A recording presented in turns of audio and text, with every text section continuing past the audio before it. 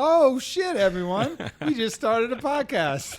We're here with my man, the Golden Eagle, Cory Allen. And for those of you who don't know why he's called the Golden Eagle, why are you called the Golden Eagle, Cory? Well, that's because apparently I was selected in the spirit world to represent the Eagle people. The Eagle people? The Eagle Nation? The Eagle Nation, and over time... Has nothing to do with Philadelphia. Settle down, everybody. Absolutely not. E-A-G-L-E, Eagles. Not you. I've never even been to Philadelphia. so definitely doesn't. You're just going to get this giant ego boost when everybody's shouting Eagles, and then it's just going to be deflation. It's going to be an Eagle boost. Anyway, so yeah, representing the Eagle people. Yeah. And over time, that little normal eagle fellow evolved into a golden eagle. But I have some new information for the world. Okay, please drop it on us. We're all good. What does the Eagle people? What does the Eagle Nation want to tell the world? Well, it's not so much the nation, but it's the eagle character in itself has evolved from the golden eagle. Uh-oh. Brace yourself. Everybody get ready. To the eagle made of just red fire with 6 giant wings and a gold crown. So Hydra... Red Fire Hydra Eagle? Exactly. And also 2 blue crystals, one in the third eye space and one in the heart space. Wow. Yeah, it's after a artist's astral ceremony where a lot of spirit figureheads met around me during a meditation and gave me this staff, which they encouraged me to hit on the ground, and I did. And a bunch of golden light exploded up from the ground, and then those feathers and the eagle character that were golden started lighting up, and that all blew away and turned into just pure fire. Then the 2 new wings grew.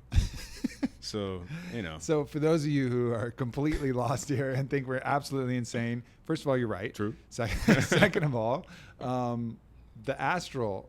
Let's describe that for people. Let's say they just jumped in and, they don't really understand. Like, what is the astral world, Cory? Like, well, what is that? That's an excellent question. Yeah. And I would say that, you can look at it a multitude of ways. I think it should be looked at in a multitude of ways. One is you could say, well, it is another layer of the multiverse which exists and can, continuously along with what we understand as reality. But it is a whole nother universe that is based upon energy, spirits, all that type of shit. Another way to look at it is that it is the matrix of your internal self. It is whenever you're in your meditation or whatever zone, however you're getting into that space, you're breaking through this membrane, going further into the matrix of your own mind, like down to the very most symbolic nature of your own consciousness and being able to access that. Which either one of those it is, in my opinion, it doesn't really matter. It could actually kind of be both. It could be both, absolutely. And that's the interesting thing. Like this idea of the distinction between the external and the internal universes being different. Exactly, there is no distinction. It kind of gets all fractal and weird, and there's no distinction. Yeah, it gets real fractal and real weird. And so, the important thing is that when people get into that zone, they get a little bit of that vision. They start seeing some of that shit. They think that, I know a secret now, and that's one of the many banana peels on the path of spirituality, quote unquote spirituality, increasing your awareness and consciousness, etc. You think, I've got this knowledge now, and now I'm badass because I can see this stuff. It's like, no, you're not. Yeah. It's just there. It's like that's the same way as it's just growing a new type of vision. That's like if you could see your world, if you look outside, and I'm a bad motherfucker. I can see that tree out the window. It's the same ridiculousness. The important thing is that what you do with it. So you go into that space, regardless of what it is, it doesn't even matter, and you inquire, and decode the symbols that come up in that to answer deeper questions about yourself and find deeper truths about you and become the more you that you can be. Yeah, it's a process of optimization. It's almost like as if light is communicating to you through these quote visions that you have, but it's like light forming in symbolic ways that allow you to communicate with your deepest truth. Yes. Or potentially, as you said, it could be this external thing where you're actually communicating with entities, or it doesn't really matter. One way or the other, you're getting actionable wisdom from it, and then you're able to take that into your life and clarify certain distinctions. Totally. That are there. It's entering in the psychedelic space, obviously, most people wind up in this kind, especially in the DMT world, you wind up in this visionary astral place. Sometimes it feels like you shoot through that into even other interesting dimensional places. But, psychedelics are a reliable way to get there, but meditation is also equally as reliable once you train that pattern and once you get used to that. And I think one of the common things that I see is people will start to have these visions, but they will lose the imagination and inquisitiveness that can really change it from happening. It's like they want it to be like a movie where the movie happens to them and everything is photorealistic. Right. And it's, oftentimes you just see these images of things that aren't really moving. Like when I get into the astral and meditation or psychedelic space, whatever, I'll see an image of thing. Maybe it's the face of a dragon, let's say. And it's not like it plays the movie instantly. It's like auto plays, like Facebook Live style. Like it's just scrolling through your feed and like all you have to do is look. Like the dragon will just be chilling there. And then so you use your imagination to build that bridge, use your curiosity, and then you go explore that and be like, all right, dragon thing, like what do you have to show me? And then through that it starts to unfold and it starts to morph and eventually giving you hopefully some lesson or some wisdom, or at least a puzzle that what the hell was that? Or just a curious like linear narrative experience of imagery, Yeah. I think that it's like playing a drum kit. You have to sort of operate a lot of independent moving pieces at once in order to get a good sound and a good flow, because it just takes if you're just doing it through meditation, it takes time to even get into your, a good meditative zone, regardless of any of the other stuff. Then it takes time to be able to have the focus, cultivate the one-pointed mind, and to be able to have a strong and concentrated vision, in that space. Then you have to be able to, when you move through that membrane and start experiencing the astral in your meditation, you have to be able to sustain all those previous two things while you're trying to watch and move through the story as it unfolds. Yeah. So it's sort of like, I think people probably get to a certain place and then they get a little excited or a little freaked out or a little, too antsy, and then those first two steps fall down and then they lose the vision and they're like, well, fuck. It's like, well, it's because, it's not just, as has been said, God's not going to let you just go root around this soccer drawer and get all the secrets. You gotta work a little bit for it. You gotta put in some discipline and some time, and the results from that will come. To me, like every single meditation at this point for me is not. It's simply a journey through the astral of a time. It's like I sit down and close my eyes, and within just a matter of seconds, it's a full-on. Well, you've built that bridge time and time again, so it's really easy for you to get there, and for me as well, it's not as easy as for you, but it's still fairly easy. If I set the intention to go into the astral, then using imagination and meditation, and I'll get there. There's a reliable path, but sometimes it takes longer than others. Sometimes, I'll get stuff in my head, a song, or I had dodecasinoic acid. Just that word stuck in my head for like 7 hours yesterday until I went floating. It was like the most ridiculous thing. I was like, dodecasinoic acid. I just read it because I was looking up some research on MCT oil. And it's just funny things like that will happen in your brain that can actually derail you. Worms, man. Brain worms. Brain worms will just get in there. And that was mine yesterday. But then, you take a little time. I went floating yesterday, so I got to go cruise around the astral a little bit. Floating is slippery though, because you can easily slip into sleep where you lose the interactivity. I've actually never had that before. I've never fallen asleep. Yesterday I was really tired. Yeah. And so I was just twitching like a beast in there. I was like, meditation, sleep, twitch. And all the white water like splashes up, and I'm like, shit. You get that instant like panic feeling. Yeah. Like what the hell? What happens to me is that I start thinking about shit and one of those little brain worms, and it's stuff that's really funny. And so I start laughing while I'm in there. And then I start thinking about, and it's the most bizarre shit that I had never thought about before, but it just enters my brain. And I start laughing. And then I start imagining the people at the front counter hearing like cackling laughter echoing down the hallway. And that makes me, I just picture their face like slowly moving around the corner to look down there, hesitantly, see what's going on. And I just start picturing that, and it makes me laugh even more. So that's an issue. That can happen. One of the last ones was I kept imagining someone like taking a shit while they were in the tank, and then the person to come get it ready for the next person, like it's the moment of perceptual realization whenever they open the door and they see something in the corner floating, like, oh, what is that? Oh my God. Like that moment of like their brain cognating that thing is what that I started thinking about. So brutal. Yeah. Can you imagine if you got in, they didn't check it? It was hanging out in one of the... I can't even imagine some of the stuff that goes down in some places. Some places, yeah. At the zero gravity where we go, everything is so well lit. You're like falling into this heaven of water. It smells like a hospital in there too, so you know it's clean. Yeah. So going back to the meditation techniques, I think both of us are launching online courses. Mine is more geared towards that first book that I was writing, Go For Your Win, about finding your ideal win in life, your mission, all the tools to help you train for it, all of the resistance that you'll encounter getting there. Covers meditation a little bit as one of the tools to help you achieve what your win will ultimately be, because you have to get still in order to do it. But you took meditation, which is one of your fortes, and developed that into a course as well.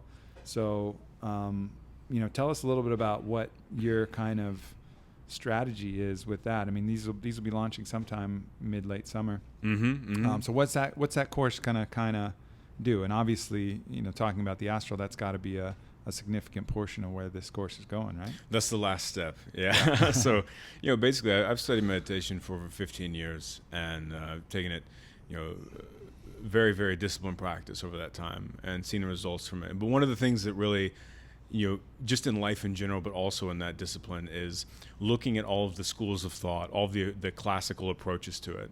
And, I don't really like systems, because if there's a system in place and rules and things that have to be followed, to me, that means that you are blind to some things that might make more rational sense or might work better for the individual. Because given that we're all different, we all have different things work for us, So what I did just intuitively, whenever I was in my early stages of learning, was I would take and try each thing, anything from, of course, the Tibetan schools, kind of the Hindu approach to meditation, and even like Sufism, mysticism, any of that stuff. And I would experiment with all the different modalities that they offered, and then just take the things that worked for me, and I created it all into one singular system. And so as I started doing that, I started having sort of discoveries along the way, just personal discoveries of like, oh, well, this works. Or like this thing might, whatever XYZ has this effect. And so I kind of put those in my toolbox and just developed my own unique style over time. And in leading these live meditation workshops over the last year, I really I came up with a great formula to be able to do guided meditations in a way to talk about meditation that was taking away a lot of the mystery, a lot of the, any of the things that could be confusing or daunting to people. Because I think that sometimes you say meditation to someone and they're just like, oh man, I can't do that. I'm too tweaked, or it's too unclear to me what it is. So I really think actually poor teachers, they like that layer of separation. Of course. They like this, I know some secrets that you never know, and I'll let you know a little bit, just enough to help you, peasant along your way, Totally.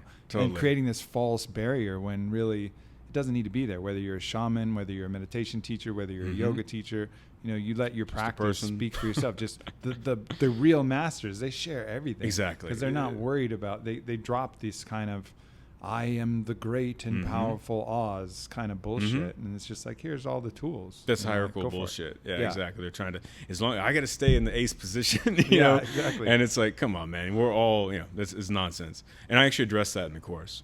So, I was able to figure out a way to communicate those things, even through the guided meditations, through visual symbols that are some very complex and very, very deep and really esoteric actually practices, but I've been able to translate them into a way verbally in my guided meditations that make them very simple, very clear. And it's like, if I was like, you're doing this, ancient Sufi heart-opening practice that's, takes blah, blah, blah, blah, blah, and there's all this, mystery around it. And, no need to mention all that. You just have them we'll do this thing and visualize this. And they're getting the same effect without having to ramp up to all this like worry and tension about doing something that's old and complex and said to be difficult. So, I I put all that into the course. It's a 6-week course, and I cover anything from the basics of just, it's good for anyone that's just beginning. It's good for someone who's very, very seasoned, because I took the basics. That's the first week, just breathing, sitting, things like that. Then I go into cultivating the witness mind, being able to observe your own thoughts and be aware of yourself outside of your body.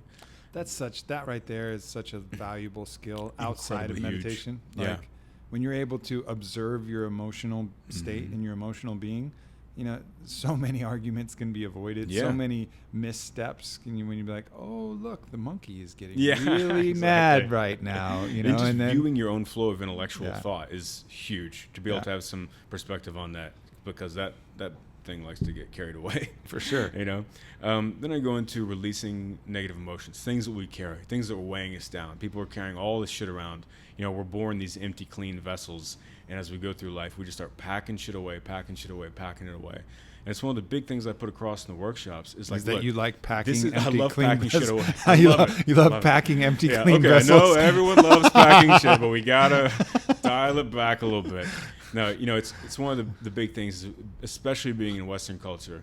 We have this idea that in order to obtain something, we have to buy it, we have to grasp it, we have to hold it. It's got to be ours. I need to have, if I'm a fan of that sports person or that author or whatever, I need a signed book. I need to hold it. That's what makes it true, my true devotion. But it's like, no, it's the opposite of that. It's all about releasing and letting go and cultivating that internal space, so that in life, whenever shit comes at you, instead of being reflexive and just responsive, you have this space to be able to observe and, think about in what's happening in real time and respond in a patient and compassionate way.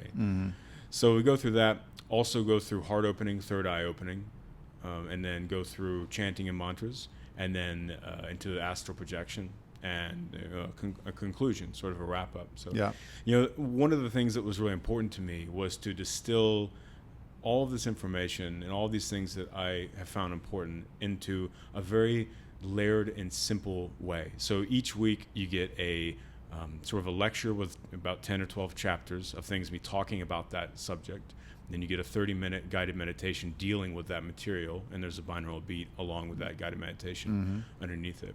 But what I did was, in speaking about those things in the lecture portions, I tried to speak about them in a way where, it's really about where you're talking about something from, your perspective and where it's coming from inside you, and how that information is presented. And I did it in such a way where someone can read something and they'll get an idea of the sentence. They'll hear me narrating the course. They'll get an idea of what that might mean. But then they'll be able to come back to it after they've learned a little bit more, after the idea and other ideas have kind of created this larger picture. When they read it again, they'll go, oh, actually, that's what that means. And then they'll go back 6 months later and go, oh, actually, that's what that sentence meant. And it's built in this way where it really grows with you, and it kind of blossoms and will unfold, and it's something you can really stick with over time. And that's the beauty of all meditation practice, is it's kind of compounding. These layers you unfold in deeper and deeper understanding. Well, like we said earlier, there it goes. Fractal. That's how it is. It will keep unfolding for infinity. Yeah. Yeah, that's the nature of consciousness. As it unfolds on the bleeding edge of time and the expansion of the universe, and then until eventually we collapse back to the one mind and the one perspective, which, from an astrophysics perspective is called the Big Bang, but from a metaphysical perspective is just the collapse of consciousness back to one mind, and then boom, out infinite perspectives of the same mind, and all of which we carry our own perspective, creating the whole, but unique in its own. Right. It's like everything is always breathing in and breathing out. That's it. It's like we're always breathing in and breathing out. The universe is always breathing in and out. The oceans are always going in and out. Trees are always blossoming and dying. And it's like we tend to... Everything's a cycle. Exactly. We look at like everything, we anthropomorphize everything as humans because we are looking at it through a human instrument. But, human consciousness is a symptom of the universe, not the other way around.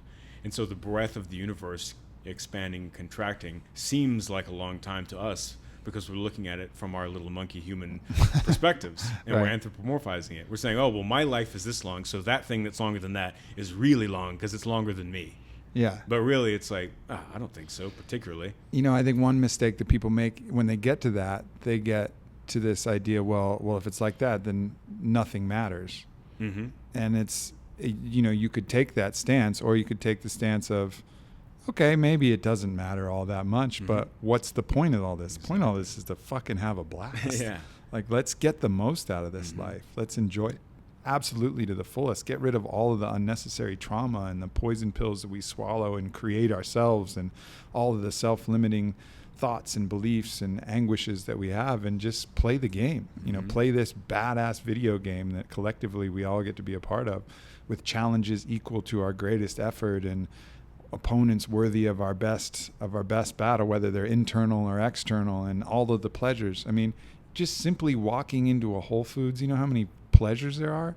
All of the foods and beverages and intoxicants and supplements and hot people that you can sniff and bang and whatever else. It's like, literally, it's like this cornucopia of all of these pleasures available, but we just go in and, oh man, we just gotta go to Whole Foods today. Yeah, it's you're like, stressed. what? You're in line. Like, like, where's my fucking latte? Yeah. Jesus. Yeah, it's so many different ways that we can enjoy and interact with this experience, and that makes it worth it. You don't need anything greater than that. It's like, it's worth it because it's awesome. Yeah. Like, the game is awesome. And I get asked that question with some regularity, actually. So, all right, I understand that, we're a part of this huge cosmic equation, and so why would I do right, or why would I try to do anything? I get that frequently, and I have the exact same response. It's like, look, I think that in this journey of undoing the self, you come to that crossroads. If you continue on it for very long, you will approach that crossroads. I did. Yep. And it's like, you get to this, and that was my point of existential paralysis, where I was like, I'm a consciousness vibrating in a meat suit, stuck to a planet floating in the middle of the universe, and that was a couple of years, and it's like, well, I love the Gandhi quote where he says, everything you do is meaningless, but it's important that you do it. Yeah. And it really is, you get to that point and you go, well, you could do anything. However, that is when you get to choose which road you want to go down. And we could have an entire podcast about free will, but I always say you get to choose your choices. And that's whenever you can choose which choice of yours that you want. And in that moment, if you listen to your intuition and you listen to the true heart, mind, nature, you'll get the path that you need to walk down. Yeah. No doubt. I think that's, and understand what your mission is, what it is that you're here to do. I think that's a lot of what my course is talking about, is like finding that guide star. Like, you don't need too many guide stars. Everything else is choice and intuition and play and fun and all of that. But you need a few. You need to understand, like, what, we're all forces. We're these forces of life that are embodied by these bits of matter and parts of the earth, but we're a force, and a force has an effect, and that's, so what effect do we want our force to have? And that, just understanding that fundamental question, even if it's broad, really helps you align everything else. Well, my force is here to enjoy the experience to the fullest and help others enjoy the experience to the fullest.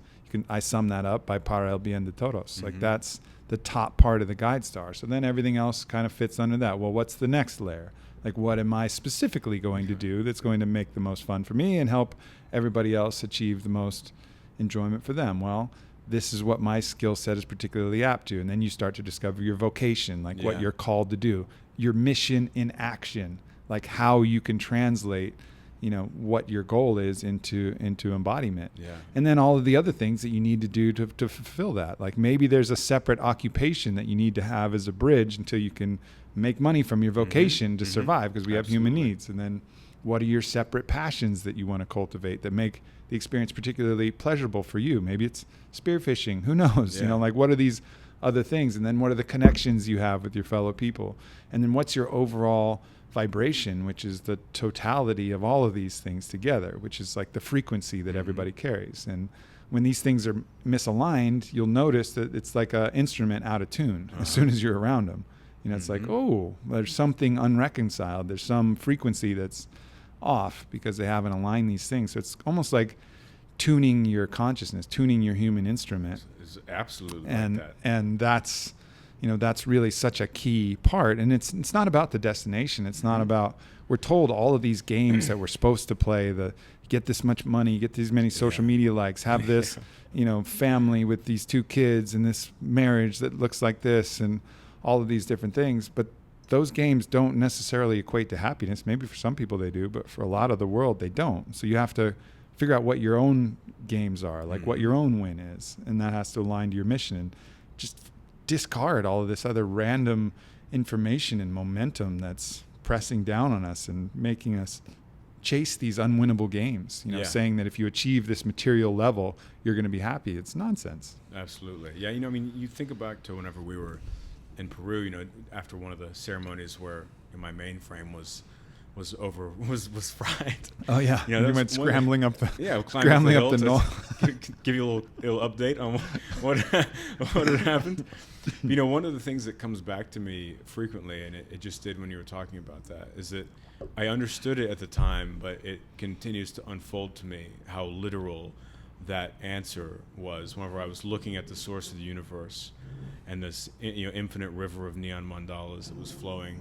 It's like these are all lines of this code, that are dispatched down to bodies, and then whenever people die, the code goes back, and it's like and I was like, well, what is the point of this flowing river of mandalas, like in the dispatching and the return thing? And they were like, it's the perfection of harmonic cosmic infinity, and that idea continues to make more and more sense to me. And it is exactly what you were just saying. It's like the point of all this stuff, everything we're doing, finding your vocation, all the things you were just talking about. That is one piece of increasing this perfection, this harmonic, energetic perfection. Yeah. And if as many people as possible can do that, the collective harmonic frequency will become stronger, because when we're looking for concord, it's like whenever the frequencies are flowing together, they give each other more energy. Yeah. And if everybody plays their pure note, right, their purest note with the highest vibration and the highest intensity and the cleanest sound, because the instrument is tuned, it's the most beautiful sound that you can make. It's that expression of laughter, love, joy, pain, sadness, sorrow, but everything real, numbness gone, all of the vibrancy, all of the colors, but that purest sound. And if we can vibrate at that sound, and everybody vibrates at that sound, the collective sound of that is God. This is weird. It's like, am I saying this right now? It's like just some weird role reversal. So my new course, Go For Your Win. I was like, yeah, I've thought about it that way, obviously myself as well. Like and even envision myself that my ultimate goal is to resonate with such a clear sound. Like you're just playing that instrument where it's a flute or something like that, where the wood is just vibrating at that, like the optimal pitch and tone to make the purest, cleanest sound that it can possibly make. And I've envisioned that, for myself in multiple ceremonies, multiple different ways. And it's like my scream, I call it. And it's the purest scream that just comes from the heart. And it bursts out in infinite light. And at that moment, if I can get to that pure note, I envisioned all of the world just for a second looking like, damn, what was that sound? Yeah. Like the whole, just for a minute. And that's my mission. There'll be many others who are making those sounds. We're all making those sounds at a time, but me specifically is to get to that point where I can resonate at that note, for however long, I don't know, maybe a second, maybe it's one book, maybe it's one message that comes across that everybody can just, and not obviously everybody, but a great number of people can just look and be like, oh damn, like that was something, that note. Yeah. There was some real shit in there. Some deep truth. For sure. And, I get obsessed with brass percussion for a while, for a couple of years, because Chinese, it's you're talking about that pure note, like Chinese bells, Tibetan singing bowls, gongs. I was like obsessed with that, because that same exact experience, I was like, purity, that's it. But yeah, that's an awesome idea, and I think it's very obtainable. And I looked over the stuff in your course a little bit, with CT, and it's looking sick, man. I think that that's one of the things that I feel like is not addressed a lot, from what I could see, or what your course is dealing with. Yeah. Is and it's one of perhaps the most rampant problems. It's a rampant problem that people don't even know they have a lot of times, because it's trying to figure out, like, okay, who am I? Yeah. And what am I going to do? Like, what Right. what am I going to do? Right. You know, because that's so many people go through life, and they're, well, you know, they kind of, you sort of have to in a lot of ways. You go to school, you get a job, you get your own place, maybe you went to college, and then, okay, well, that was just a lot of distraction, and now what? You know, who are you now? What do you want to make? Yeah, the emptiness starts to creep in because you don't really know what your mission. What am I doing this for? Why? Where? What has caused me to make these choices? Where do I want to go? All of these things. And, you know, people then start to turn to distraction and intoxication and all of these, well, maybe we need more dogs and more kids. And like, that'll fix it, you know, but then that momentum and excitement of that works for a little while, and then it doesn't work anymore. It just calcifies over time. And then it's like, well, now I'm too, you know, weighed down to do any of this stuff, and you can kind of rationalize it out. So in your course, what's kind of the foundation of helping people define who they are in figuring out what they can do, you know, to fulfill that? That's an important aspect of it. And there's just layers that you have to slough off, you know, like it's there inside of us. Like the instrument that plays that perfect note is there. It's not a matter of addition. It's a matter of subtraction. You know, a child at play is playing that perfect note, that sweet, perfect note. And then trauma forms them in such a way, it's like a dent in a trombone or something like that, you know, so the air flows a little funky. And then all of these things happen that we end up getting these beat up instruments. Some are cracked, some are leaky, some are whatever. And so but really all we have to do is remove the external pressure, and it's like memory foam instruments, you know, it'll all come back to the perfect form. So a lot of it is about removing all of these ideas that have been implanted, these fears that you have, so that we can, you know, these things that are distracting our consciousness, just pulling these pieces away so that we can, you know, form the shape that we ultimately are without the pressures. So a lot of different mental exercises to help people get that, and then just thinking about it. I mean, awareness is always the first step in whatever you're trying to do. You want to, you know, quit being an asshole. The first step is being aware that you're an asshole. Right. Like without that awareness. So the first step is being aware that, all right, I would be happiest if I understood my mission. Like I get that. Like I understand that I need to go towards my win. What does my win look like? And just that awareness itself starts to form this kind of the anchor point that you know where you are now, and then you know where you're going. And then all of the rest of the course is about how to slough off all the rest of the things, add some different awarenesses, and get you towards, you know, get you on a vessel that's streamlined towards that goal. And it's not a goal you'll ever reach. The goal is the process. Right. The goal is just knowing where you're going and knowing what you're doing. It's not about actually winning. Going for your win is winning. You know, it's all process. But once you're on that path, there's nothing that feels better, you know, because you know what you're there for. And I think it's one of the reasons why, you know, I talk about surrogate wins, you know, and things that have come up and other times where society has presented us with a clear mission, like, you know, a soldier in World War II, for example. You know, clearly the Nazis were assholes, and there was a pretty good reason to fight them, right? Yeah. Like it's one of like the last noble wars, as far as, you know, it's heinous and terrible, but at least if you're a soldier in that war, you know what you're doing is right. And you know you have a mission. We're here to protect my brothers and sisters, protect America back home, and kill Nazis. Yeah. You know, and it gets a little weird because it's killing and whatever. Yeah, killing strangers. It's still killing strangers. But nonetheless, it's like it was a clear mission, you know. And I think so when you have a clear mission, you know, even the people coming back, like, it suits the human much better. Mm-hmm. Even though war is obviously always hell, it suits the human to have this clear mission, like, oh, this is what I'm here. Or if it could be, put it in the civil rights analogy, you know, if you're in a disciple of Martin Luther King and you're fighting for, you know, rights, equal rights, or if you're in women's suffrage movement, you're fighting for the women's right to vote, or you have this clear mission, it's easy. You can kind of jump on board with another societal mission. But now in our society, there's some causes that are good, some environmental causes and some other things, but there's not as many clear external things that we can really channel everything into and have it really be true without it being like a little bit douchey. Like people take like veganism as their mission, you know, and it gets a little weird, or take take like bodybuilding as their mission and it gets a little weird, whatever, both sides of the spectrum, you know, because it's not a real true calling that we need. It's a form of self-identification. Yeah, exactly. So it's an attachment rather than following their genuine vocation. But yeah, so just trying to find, you know, set that endpoint, remove all of the obstacles and things in the mind that are preventing that, understanding where resistance is going to come from. This is a huge one. You know, where the demons are lurking, your own fears and delusions. Yeah, they're all inside, right? Inside. It's all inside. Everybody projects these demons like these possession forces are coming in from the external. Yeah. It's all just your own internal shit coming up. It's always your internal stuff.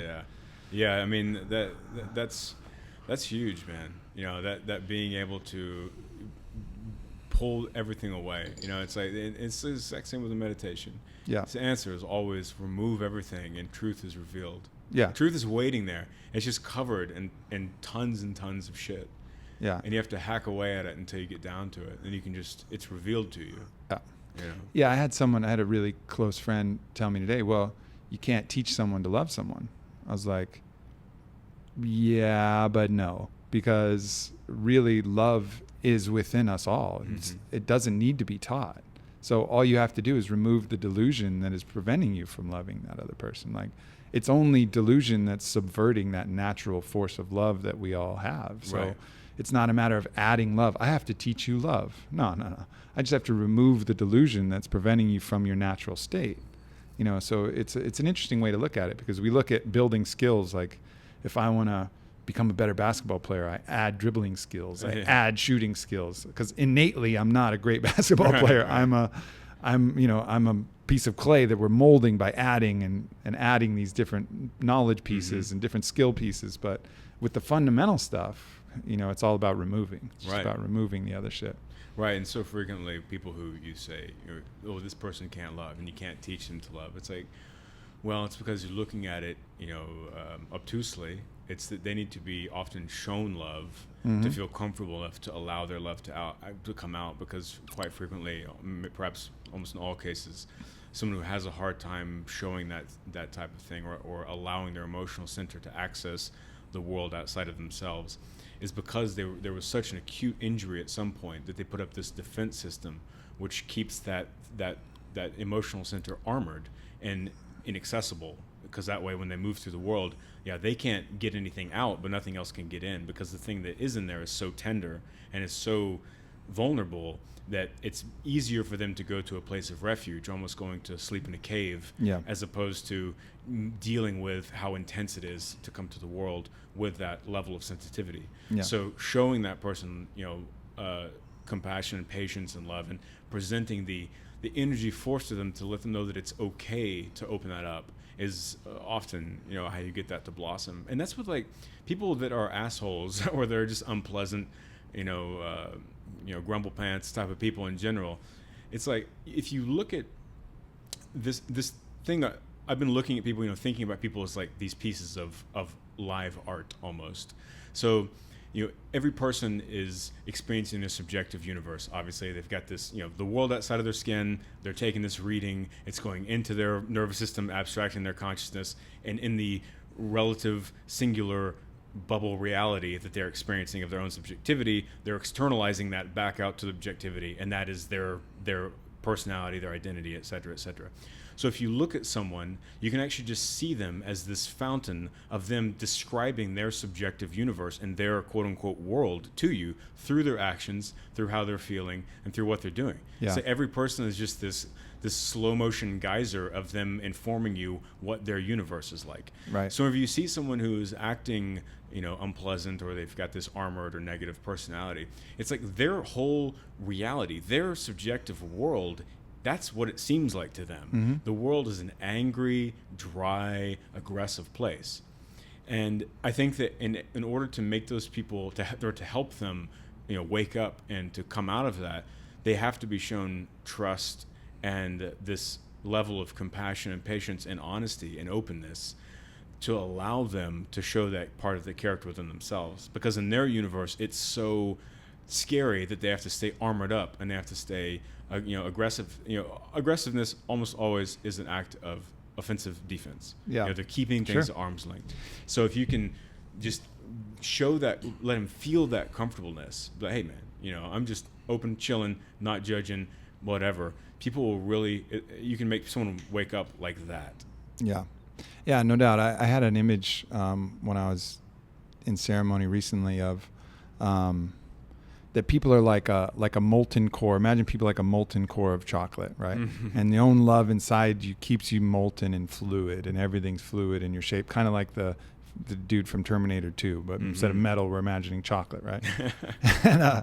And so you're this molten chocolate being cruising through molten chocolate, sharing each other's chocolate. Everything's all good. And then at a certain point, when you encounter non-love in any form, non-love is like this cold blast of air, right? And that mm-hmm. it hits you, and then you solidify, bracing for that impact from that cold blast of air, right? So you're flinching and you get stuck in that flinch, right? And only if you have enough strong internal self-love, you'll re-molten that mm-hmm. chocolate that got firm from the cold air, the cold icy blast. It was just like the T2000 whenever he got frozen. Yeah, exactly. When he got frozen and shattered. Yeah, and you get too brittle, then you will shatter. Yeah, like sure. If so that's what allows you to be fluid and if you have that enough. But some people, that starts to diminish, that light, that molten core, the heat under the lava, the chocolate fondue fountain, starts to diminish, and then they get stuck, and then they get cramped in this weird position, which is, again, to use the instrument analogy, an mm-hmm. instrument that's not playing the pure note and it's not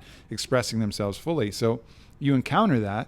The only way to get them back to their molten core is to share yours, mm-hmm. which is your love, mm-hmm.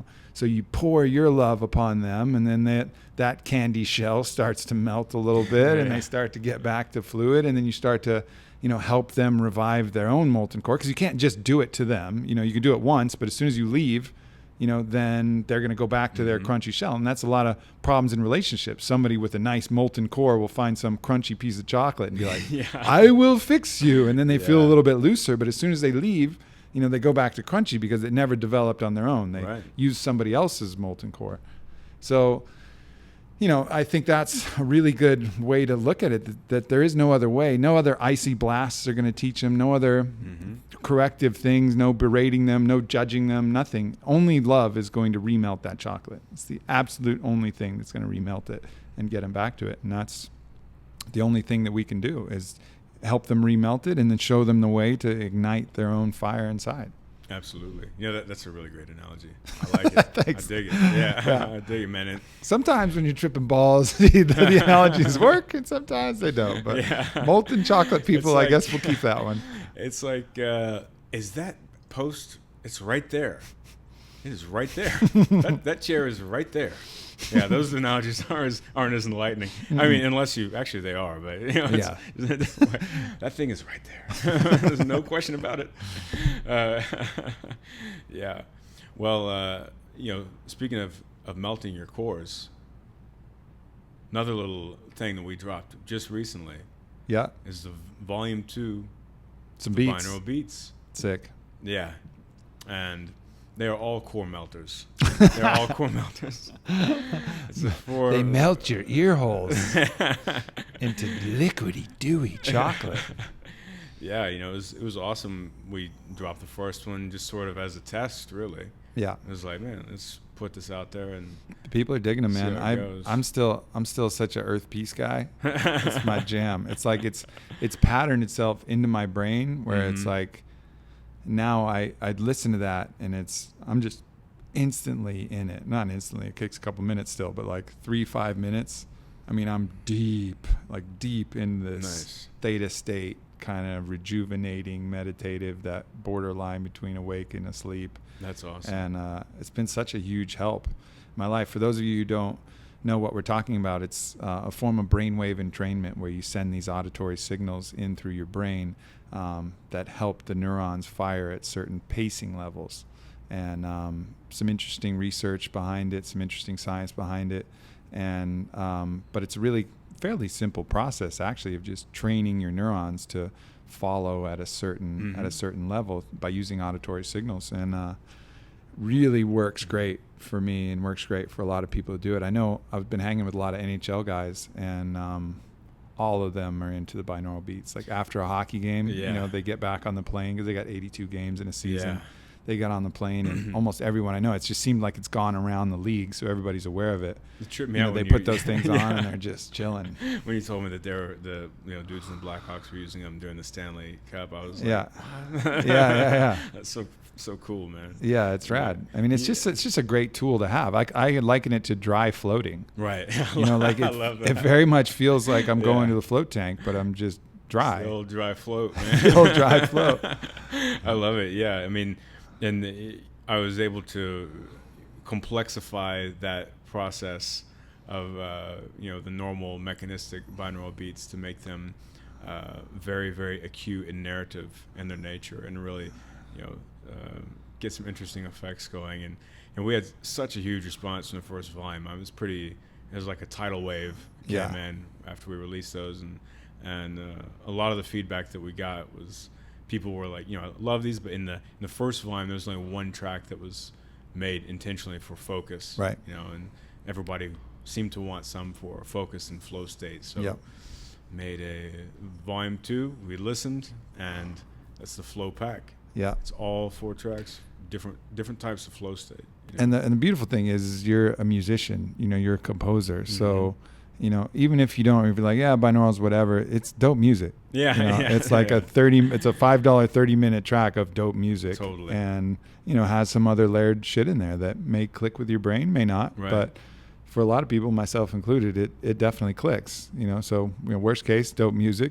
Best case, dope music plus this layered mechanism that really just helps get your brain in the right state. Yeah, it's amazing the stories I get. Like I've just email box full of emails that people have hit me up with their little personal journeys and stories. Like people say, my wife is doing a master's degree, and we also just had a kid, and she's working a full-time job, so she's like so escalated all day long, and then tries to get home and tries to sleep, and she could not sleep, and so I passed her off one of the tracks, and it's the only way she sleeps now, so thank you for getting it to where it's huge. That that just one out of so many. Or a guy that's a professional poker player that hit me up and was like, "Man, I just was listening to this, one of these flow tracks, and I just won one of the biggest tournaments of the year. Thank you so much." Did he fucking send you a tip or yeah, what? No tip. You're like, you should just given him that little cash app. Yeah, totally.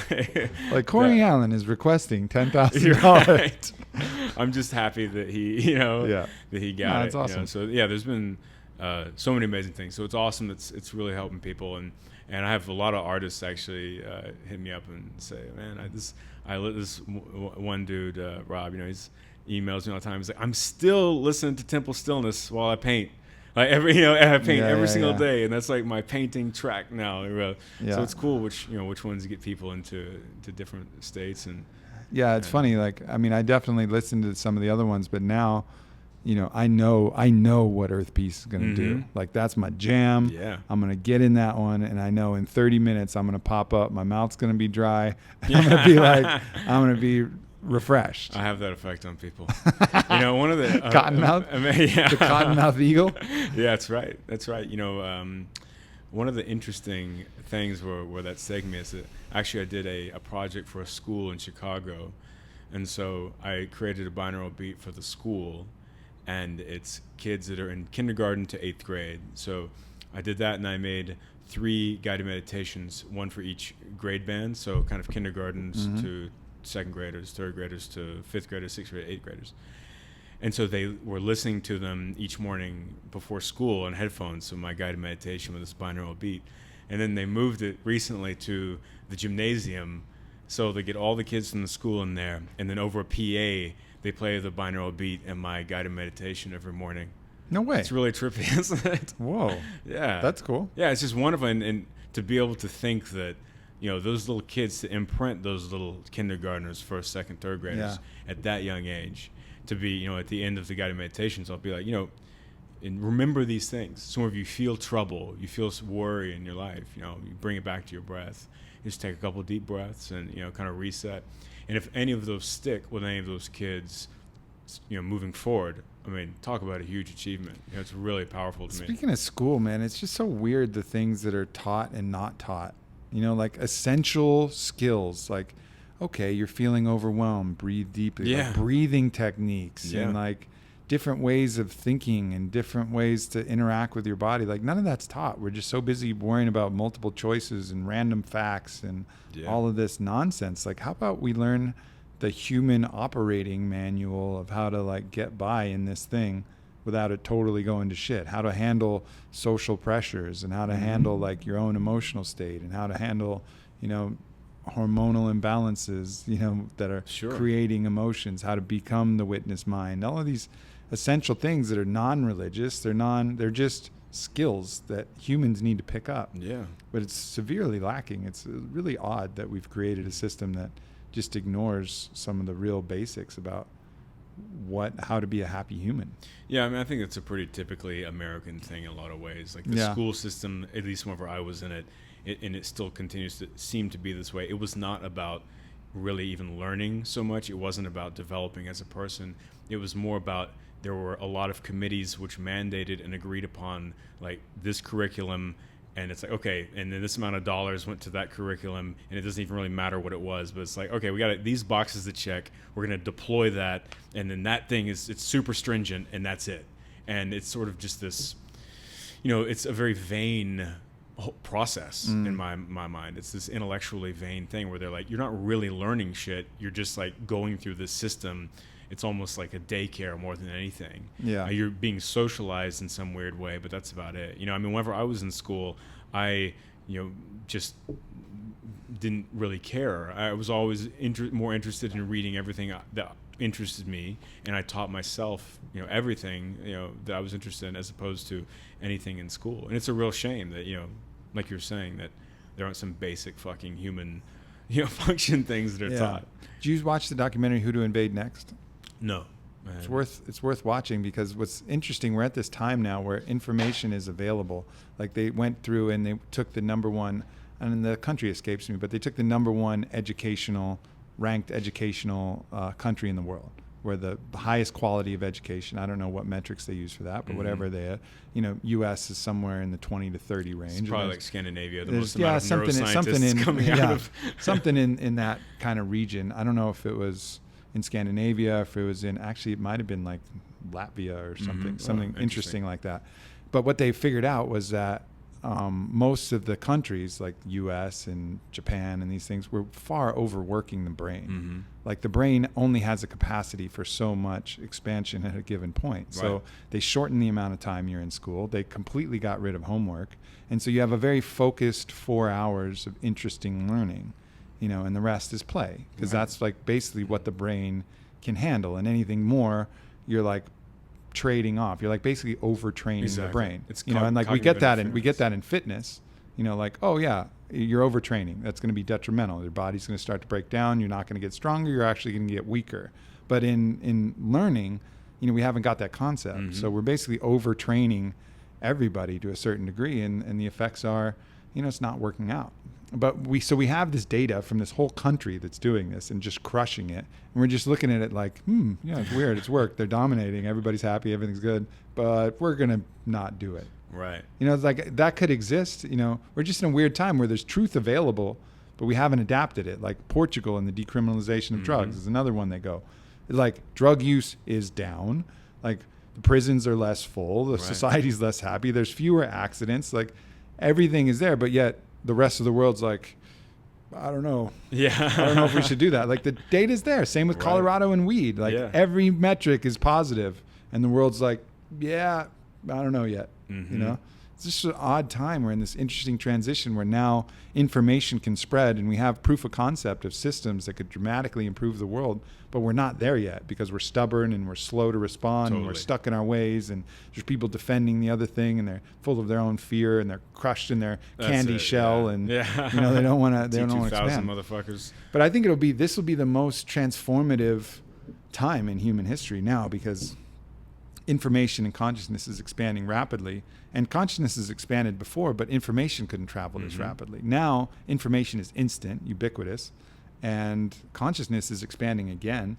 And so I think it's going to be a wild fucking time that we're going to see in the next 20 years as we reconcile with the truth and create better systems. Absolutely. Yeah. I mean, everything always moves at such a glacial pace, because of all that stuff you were talking about. The fear and also just the money involved, and then the jobs involved. Like, well, we could change this, but we have this board of people or this whole department, that is 1,000 jobs. That if we change that thing, then all of these people will get fired, and so we have to keep them employed somehow, or else that looks bad. There's a lot of weird stuff like that.